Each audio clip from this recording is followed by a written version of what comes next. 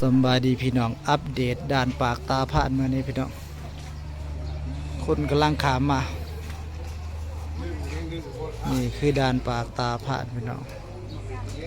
มีรถเที่ยวสารวัตรออก10 โมงตาผ่านโค้งสารวัตรตัวนี้เมื่อทาปังทองพี่น้องใครสนใจไปทางทาปังทองก็มีรถแล้วก็มีสารวัตรก็มีรถพี่น้องเนาะนี่คือด่านปากตาผ่านขาขาวมาลาวได้พี่น้องเด้ออัปเดตล่าสุดบรรยากาศกันไปมาของพี่น้องชาวลาวและไทยทั้งสองพังพี่น้องคือว่าเมื่อสารวัตรบ่เมืองคงบ่กับมันโดยสารคันนี้พี่น้องเนาะมีรถรับส่ง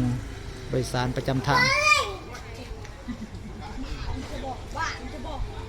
คือด่านสากลของปากตาผ่านเมืองละครเพลงแข่งสารวัตรพี่น้องฝั่งไทยกับแม่นบ้านปากแสงอุบลราชธานี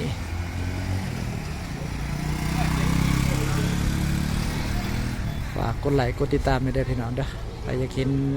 บอลใดเอาสิอัปเดตให้เบิ่งทุกโมงทุกเวลา